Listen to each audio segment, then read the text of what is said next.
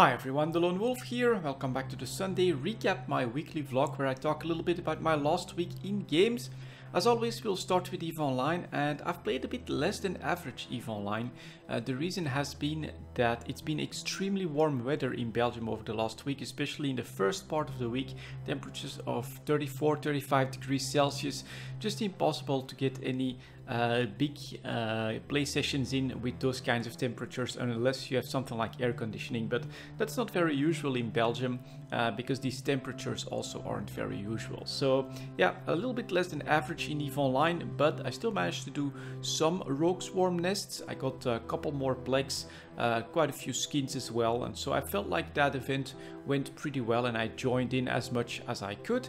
I also did a little bit of mining later on in the week, and of course I kept up with the blueprint copy business and with PI, which I've been selling. So I'm still selling because most of them are a little bit above average, but those margins are definitely going down. Most PI is going down substantially and is back towards their average prices.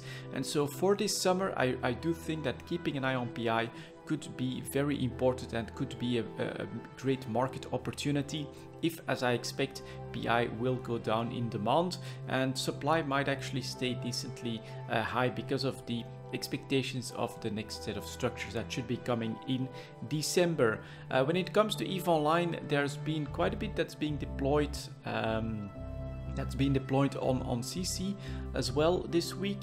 So we have the Tech Tree Rebalance, which I've not really checked out just yet because I'm actually waiting for the final numbers. So if I'm not mistaken, CCP is still going to post a dev blog or a final post somewhere about the exact numbers and the finalization of the Tech Tree Rebalance. I do look forward to reading more about that. I did take a first look at the agency, and if everything works the way I suspect it does here at the moment, it does look like they've fixed most of the grindy aspect of Shadow of the Serpent, and they do use that reward structure, but the quests are a bit different, a bit more accessible, and they are basically on a 23-hour cooldown so that you can try and complete them in 1 hour, but you can't go overboard and keep farming the very best quests or anything like that. So it's a bit different from Shadow of the Serpent, but I think that it will be more enjoyable, although you can't enjoy it 24 hours on it, so you can't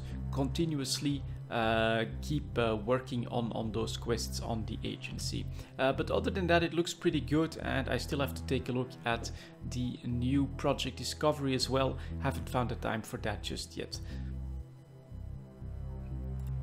Next up, we have some Heroes of the Storm, so I'm still continuing to basically complete at least one daily quest every day, but as I've said, I've been playing this in a more casual way. Basically what tends to happen is the first quest you'll get most of the time is play 8 games. The second quest you will usually have is win 3 games, and after that I've consistently been bouncing between play 2 games with a StarCraft hero, play 2 games with a World of Warcraft hero, play 3 games with a specialist, quests like that are easy to do in just a single session of maybe 1 hour, couple of games, something like that. And that's basically what I've been allowing myself to complete in a single day, and then eventually, of course, after 3-4 days you do end up playing 8 games, or you do end up winning 3 games as well. And so like that, my gold count is back towards 10,000 gold, and I'll have to start thinking about the next hero that I want to purchase here for Heroes of the Storm. The latest hero was Chromie. I'm having a lot of fun with her. She's a little bit of a tricky sniper, so she's got this extreme range. She also has really good burst damage, but all her attacks are telegraphed, and so as a result, experienced players can easily dodge a lot of the things that you're doing as Chromie. But if you can find the right position, stay behind your team, be there for the team fights, she can be extremely powerful as well. And I'm still having fun with Heroes of the Storm, so I'm going to continue that effort to not let any days lapse without getting a new quest in Heroes of the Storm, earning that gold, unlocking a couple more heroes, checking them out, and just generally have fun with the game. So on the game front itself, I'm still only play quick play because that's casual enough for me. I don't feel like I have to stress too much, and I feel like this is a better balance. When I was trying to keep my quest log empty, basically, so, you know, on some days I would get, well, play 8 games. All right, I'm gonna try to play 8 games. I got a bit more nervous, I got a bit more frustrated with the game. If I can keep the pace to 2-3 games a day, and then sometimes I can also skip a day, because of course I might win 3 games or play 8 games, then this way that's a good pace, a very casual pace, but also one where you basically do enjoy the games that you play, and you don't end up frustrated because you get a streak of losses, or someone disconnects again in your game. It always has to be on your team. Problems like that don't bother me when I'm playing Heroes of the Storm at the current pace.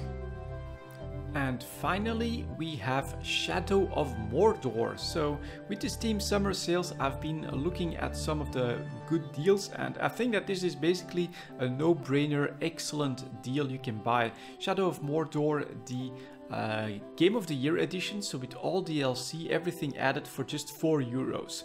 I definitely jumped on that, and as I've said in the first part of the week, all I managed to do was get some EVE Online in, keep up with Heroes of the Storm quest. It was just too hot to spend a lot of time behind the PC in the first part of the week. This weekend temperatures are dropping a little bit, so I purchased Shadow of Mordor, and I must say, incredible game. I'm having a lot of fun playing that, and my perspective for when is it worth it?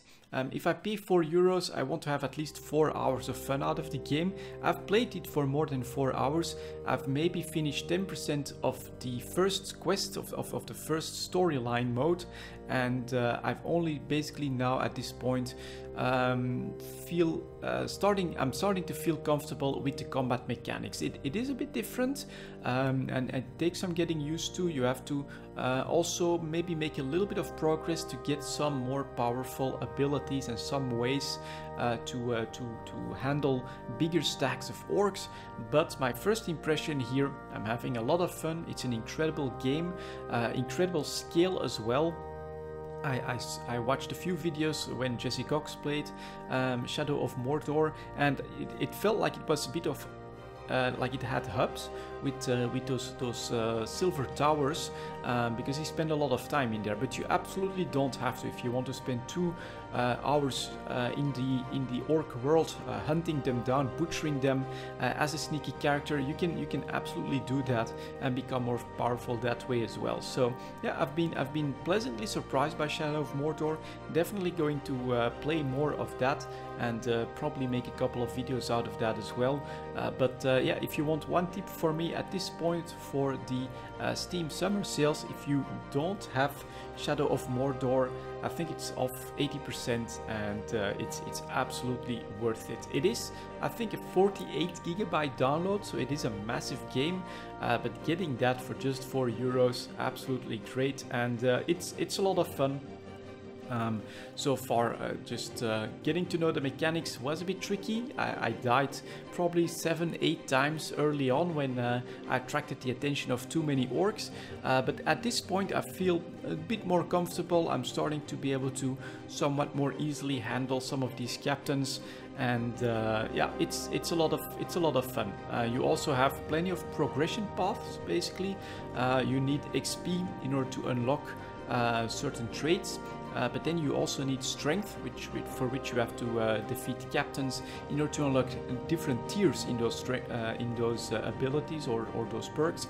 That is actually very important, because of course at the 3rd and 4th tier you'll have much more powerful abilities there. And then there's also some sort of upgrade system for your weapons, which requires a resource that's a bit more rare, but whenever you kill a captain you get an item which you can then salvage basically for some more of that currency as well. So it's not like it's forcing you to do everything or to prioritize a certain type of quest. You can basically do what you want and make progress across the board with your character, which I like a lot. because I'm not one for trying to figure out exactly one type of quest and not be able to do what I want in an open world game like that. So Shadow of Mordor, lots of fun so far, and definitely something that I think is worth looking into if you don't have it yet during this summer sale. That's it for this week, guys. Thank you very much for watching, and I'll see you all next time. Retreat and live to fight again! Okay, let's get him! Stay alert, just in case. You won't catch me with stupid tricks. Execution resolved. Fled. Alright. We're not going anywhere.